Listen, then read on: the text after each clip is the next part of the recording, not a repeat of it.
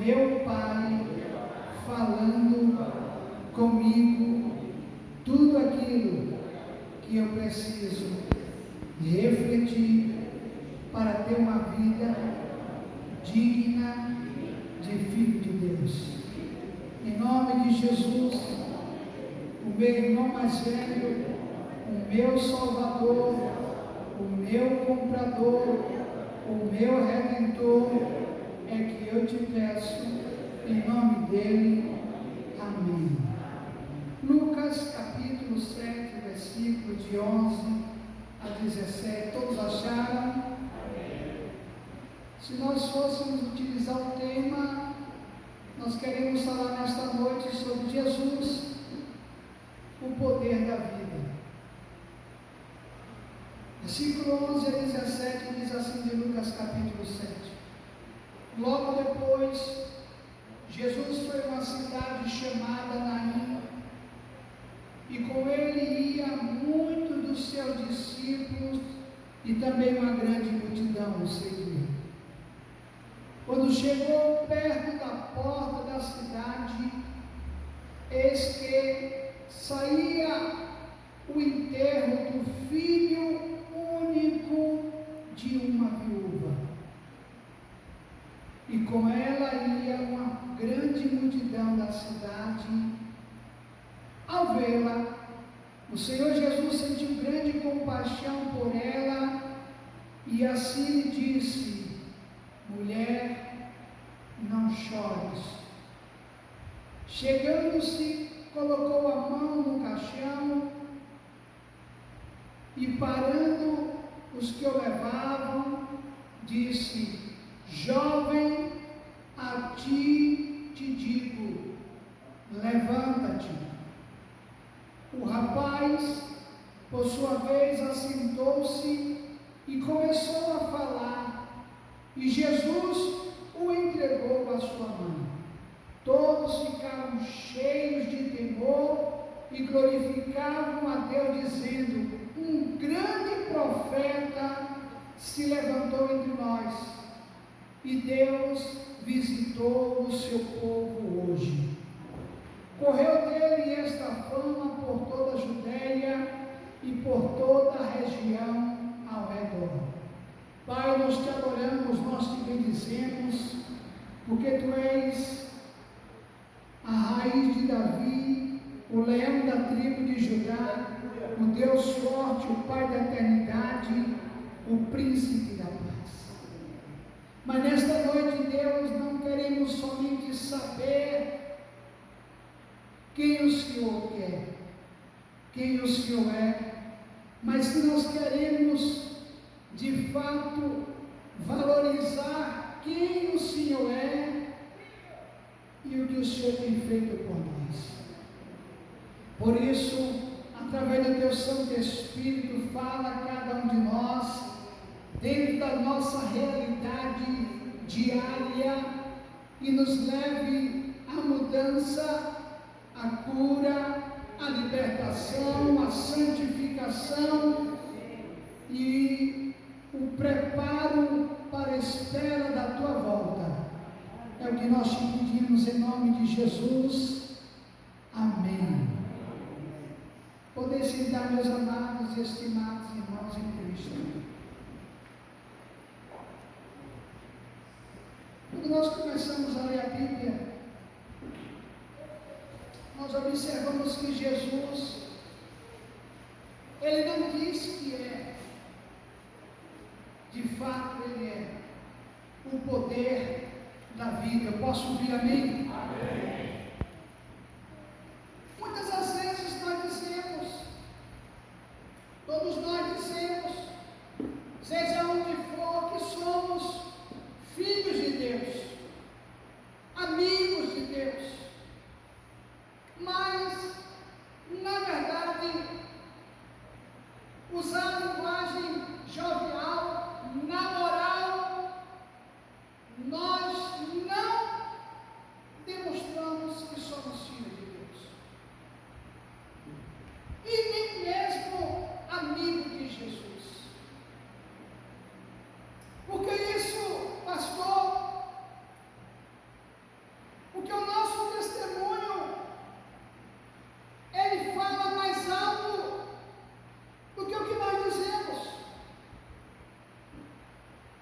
E as pessoas, sejam elas amigas, conhecidas, na maioria das vezes familiares, marido, esposa, filhos, eles de fato sabem quem nós somos, se filhos de Deus ou conhecidos de Deus, porque o lugar onde mais nós demonstramos e não nos preocupamos com o nosso testemunho é dentro de casa. Deveria ser um lugar onde mais nós tivéssemos cuidado com o nosso comportamento, porque lá fora, na maioria das vezes, as pessoas não nos conhecem, mas dentro da nossa casa, convivendo com a esposa, convivendo com o filho, convivendo com o marido, convivendo com todos que estão ali, eles sabem, eles conhecem o nosso comportamento.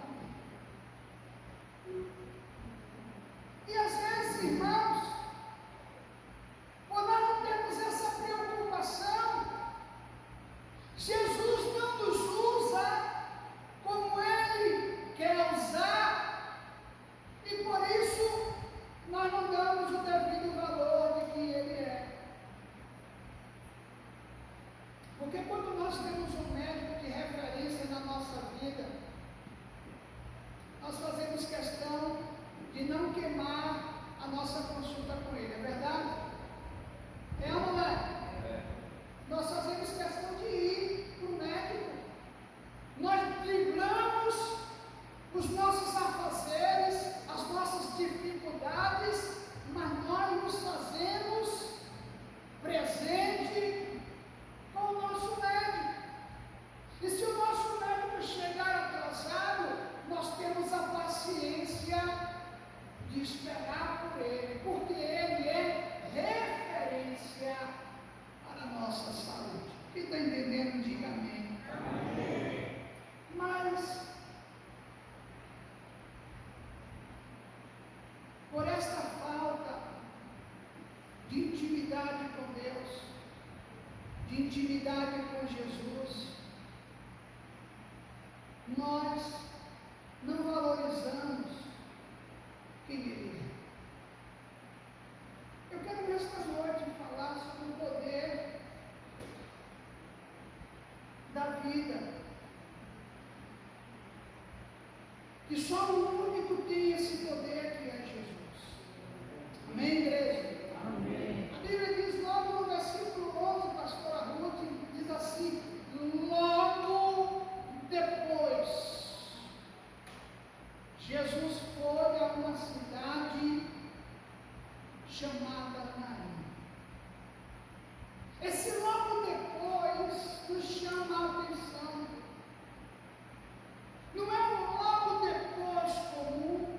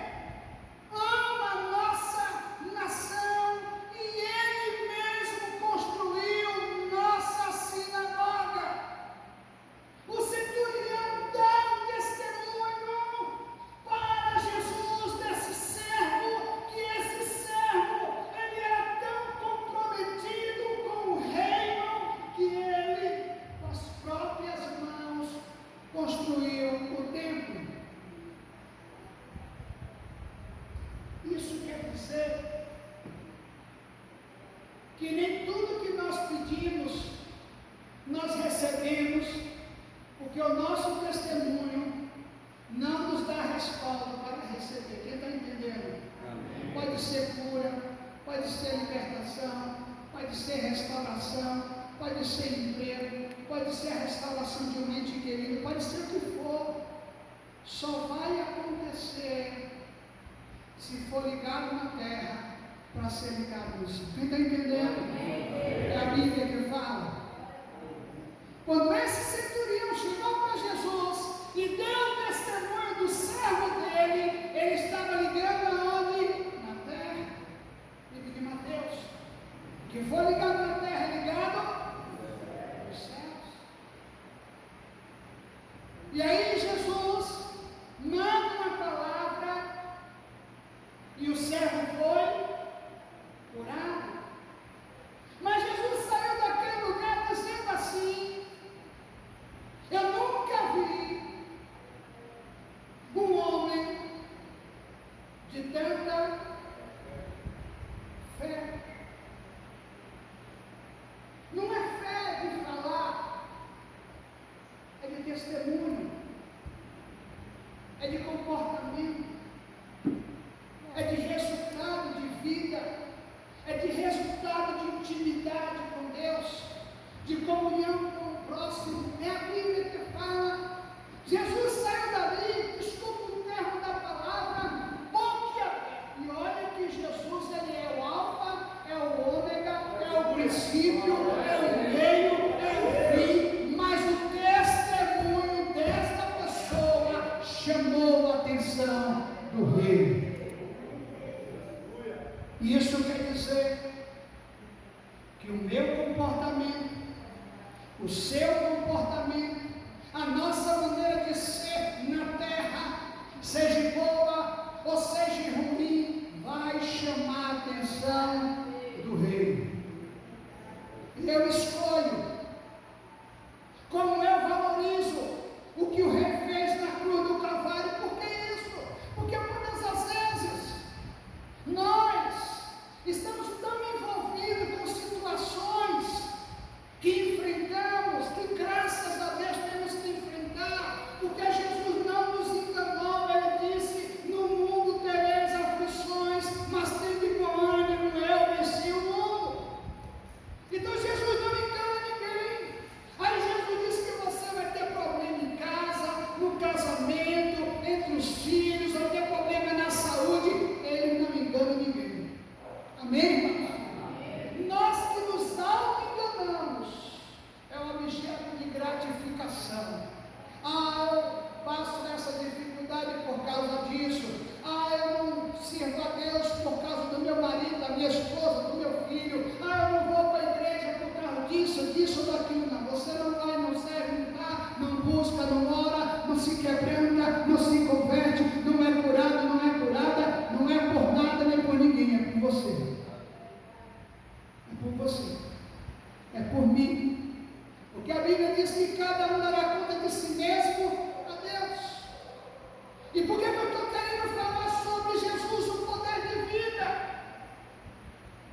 Porque Jesus sai de um lugar perplexo, boquiaberto, lhe chamou a atenção o testemunho de um homem que tinha autoridade. Um homem que tinha uma vida ilibada, um homem que tinha condição financeira, um homem que tinha resultado, um homem que tinha compromissos, não só consigo, mas com os seus.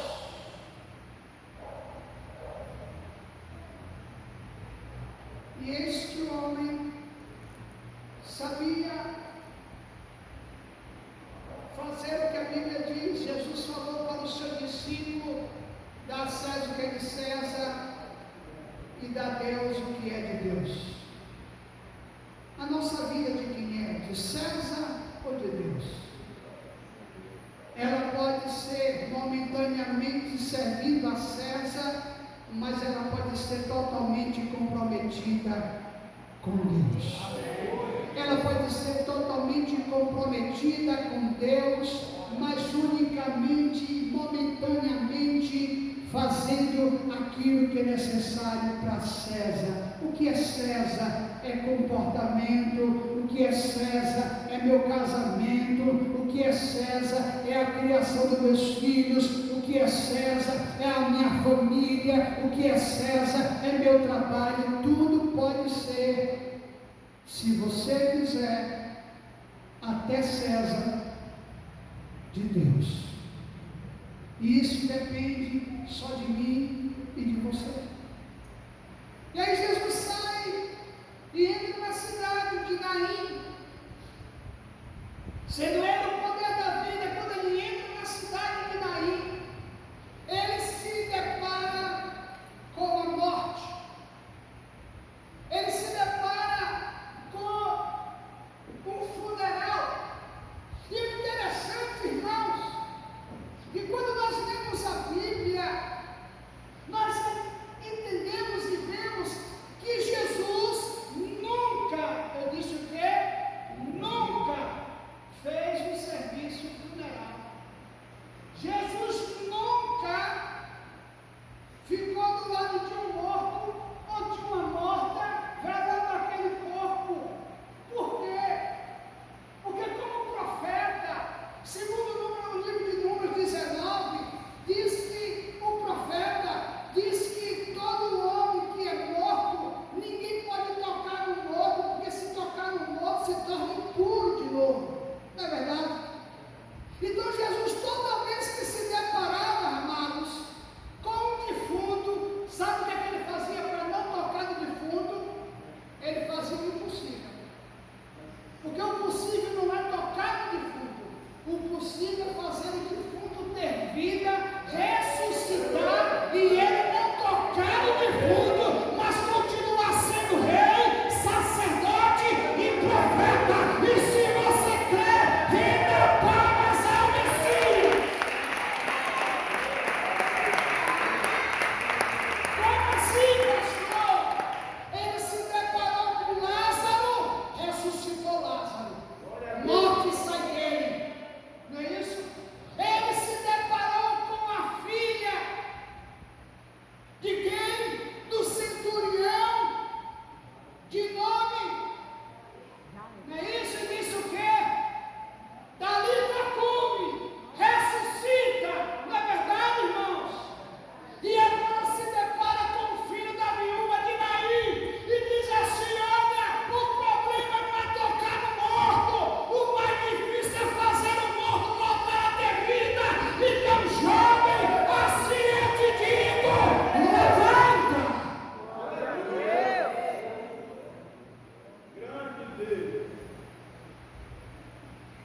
Esse é o poder, esse é Jesus, que eu, você, nós, que temos que valorizar, que temos que seguir, que temos que amar, que temos que renunciar tudo e todos por amor a Ele, porque só Ele tem vida. Só Ele é o dono da vida.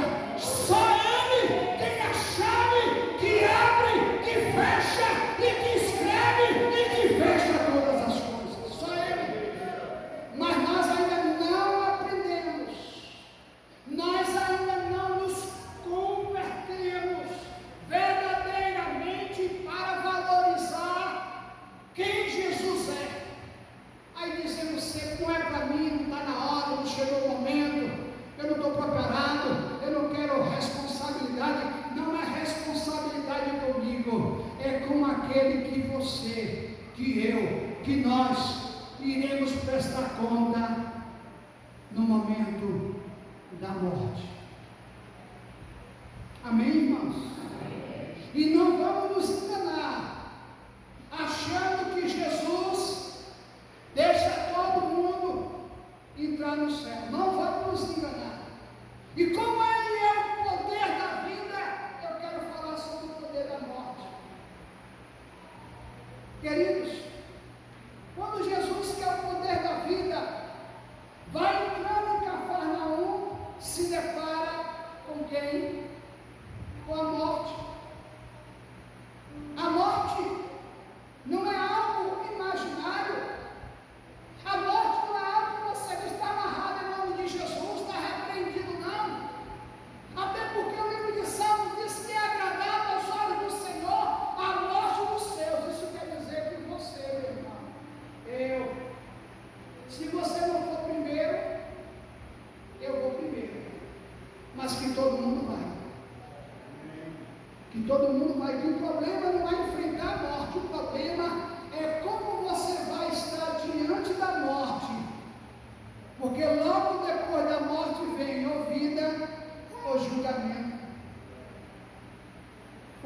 morte é universal. A Bíblia diz que a morte, conforme o livro de Hebreus diz, está ordenado ao homem morrer uma só vez. Ele não encarna, ele não vai para o purgatório, ele não passa por mim. A Bíblia diz que está ordenado ao homem. Ei, sou eu. Ei, é você. Então não é a pastora que vai me impedir de morrer. Não sou eu que vou impedir de morrer. Nós somos aqueles que nós dizemos que eu não sirvo a Jesus por causa do marido, por causa do filho, por causa da esposa, por causa do pai, por causa da mãe. Essa é uma realidade universal. A Bíblia diz que esta mulher era viúva. Ela estava enfrentando o luto da perda do marido. Certamente ela já estava abatida. E agora ela perde o seu único filho. Então não é seu filho que vai lhe impedir de servir a Jesus, não. Não é seu pai, não é sua mãe, não é seu marido, não é sua esposa, é só você. Só sou eu. E eu tenho que abrir meus olhos, porque eu tenho uma oportunidade hoje de seguir e servir o dono da vida. Aquele que se quiser, e se houver um propósito na minha, na sua, na nossa vida, mesmo que nós sejamos visitados pela morte, se for da vontade dele, ele nos ressuscita, ele nos dá vida de novo. Por isso que nós vemos o livramento de Deus a todo instante, a todo momento. A Bíblia diz no livro de Salmos: uns confiam em carros, outros em cavalos, mas eu farei menção no Senhor dos Exércitos. Meu querido, intimidade com o dono da vida te dá o reconhecimento de que você não é nada, de que nós não somos nada. Quanto mais eu tenho intimidade com Deus, mas eu sou uma pessoa que reconheço o quanto Deus pode mudar a minha vida, o quanto Deus pode fazer as coisas que estão acontecendo na minha vida, ou continuar de forma ordeira, ou continuar de forma organizadas, ou aquilo que estão desorganizados na minha vida, chegarão à organização, porque a minha comunhão com Deus me faz isso. A minha dependência de Deus me faz amar a Jesus e fazer com que o livro de Êxodo, capítulo 20 e 20, se realize na minha vida, que diz assim: amarás o Senhor teu Deus de todo o teu coração, de toda a tua força, e somente a Ele servirás. Quanto mais eu busco a Deus, quanto mais eu amo a Deus, não quer dizer que eu não vou ter problemas, não quer dizer que eu não vou ter dificuldades, não quer dizer que eu não vou ter decepções, não quer dizer que eu não vou chorar, não, irmãos. Mas a Bíblia diz: lançando sobre Ele toda a vossa ansiedade, porque Ele tem cuidado de vós. Eu posso ouvir alguém? Esse Jesus, o dono da vida, Ele se defronta perante a morte que nós iremos enfrentar.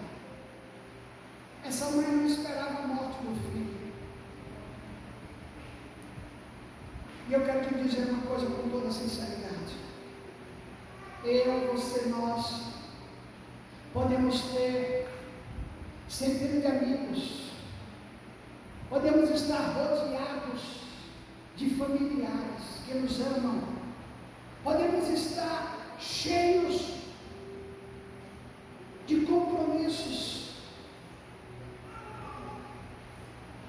Quando a morte aparece, somente eu e você e ela vai cumprir o papel dela. 'É o que a Bíblia mostra. Essa mulher perdeu o marido, o marido dela era um profeta, era um homem de Deus, morreu.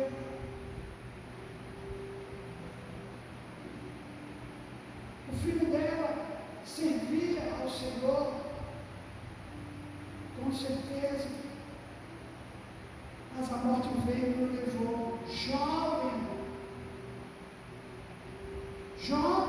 levou o marido, que era de meia idade, e levou o filho jovem. Porque o poder da morte, irmãos, é um confronto que o ser humano ainda tem que enfrentar entre a vida e a morte. E se preparar para o dia de amanhã não é viver longe de Jesus, não. Curtir a vida, aproveitar a vida, não é viver longe de Jesus, não. Colocando Jesus para sair da nossa casa, colocando Jesus para sair da nossa companhia, colocando Jesus para fora dos nossos relacionamentos com Ele, como se Ele fosse, me permite o termo da palavra, o bicho. Mas Ele é o Senhor. E a morte tinha entrado na vida desta família, pastor. Levou o marido, levou a esposa, irmãos, mais que os nossos parentes, amigos, seja quem for, às vezes sejam intragáveis, sejam ruins, às vezes se a pessoa tiver um relacionamento não muito bom, sabe, porque hoje aquilo que é verdadeiro está sendo trocado por aquilo que amacia o nosso ego. Aquilo que é correto está sendo trocado por aquilo que conforta o que nós achamos. Hoje as pessoas não querem mais se casar, é conviver, porque se não der certo, casa de novo, sabe? Eu estou censurando essa situação, mas estou dizendo o seguinte: por nós aceitarmos essa cultura de descarte, nós fazemos o mesmo com Jesus.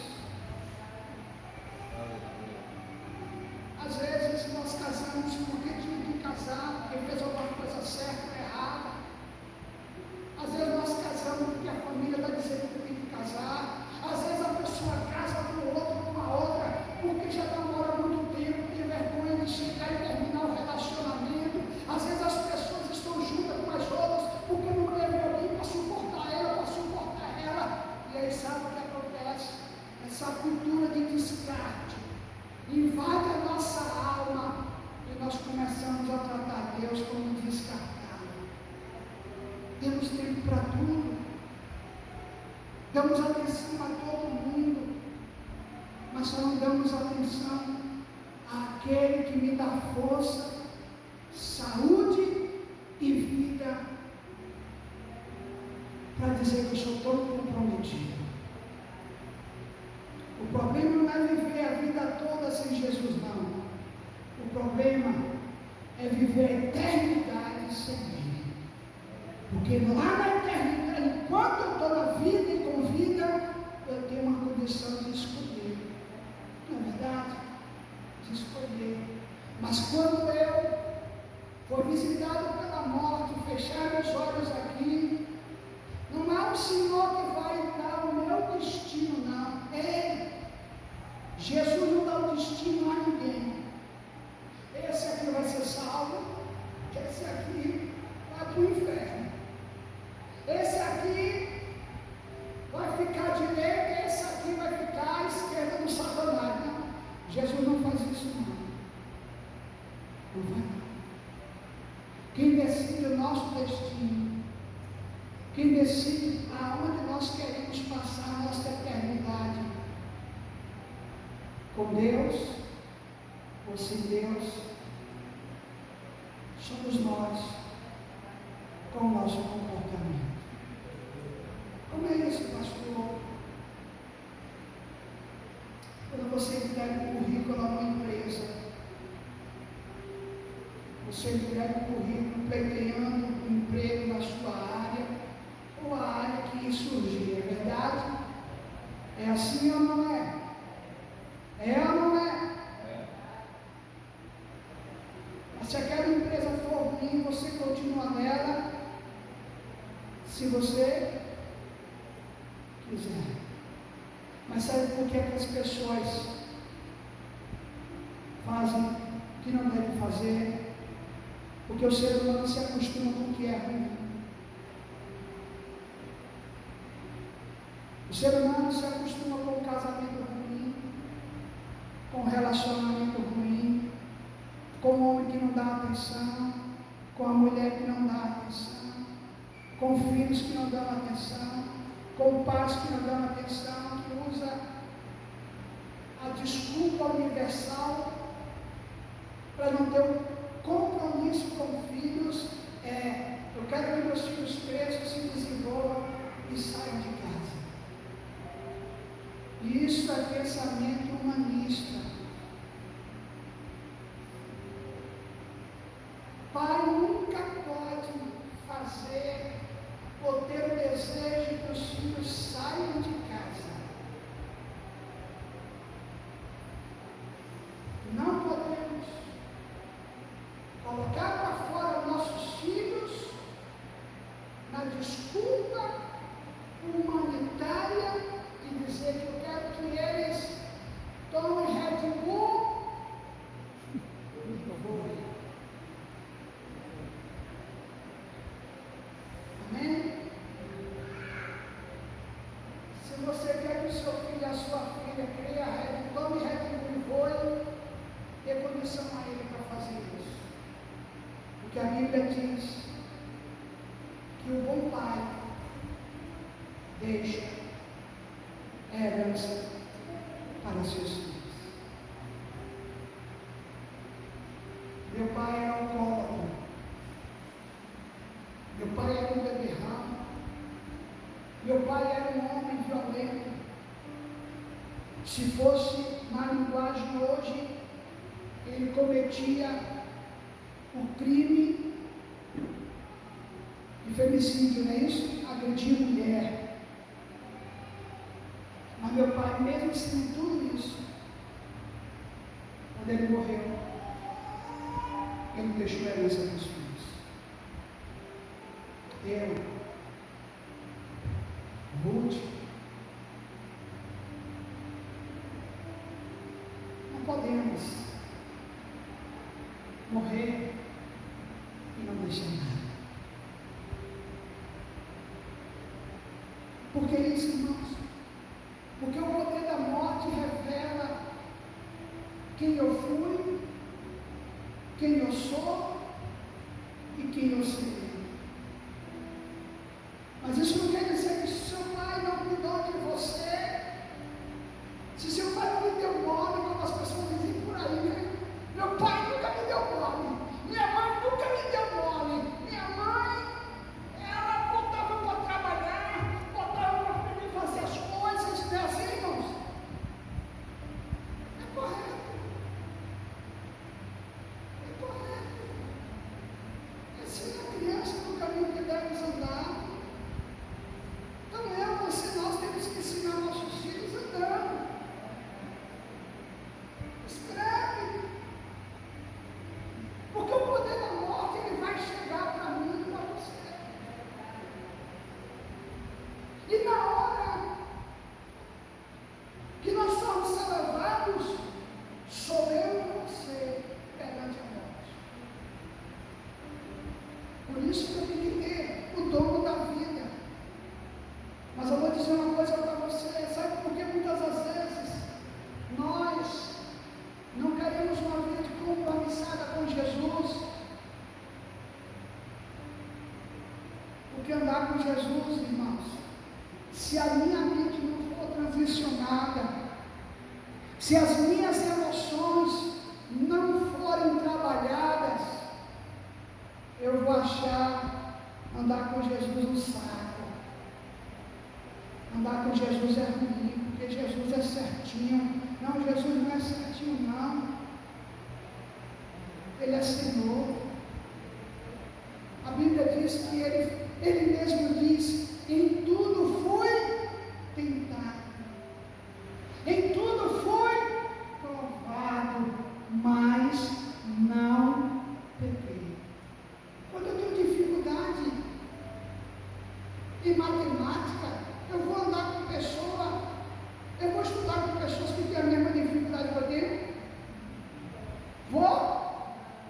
Se eu tenho dificuldade em física, eu vou estudar com quem tem a mesma dificuldade que eu tenho?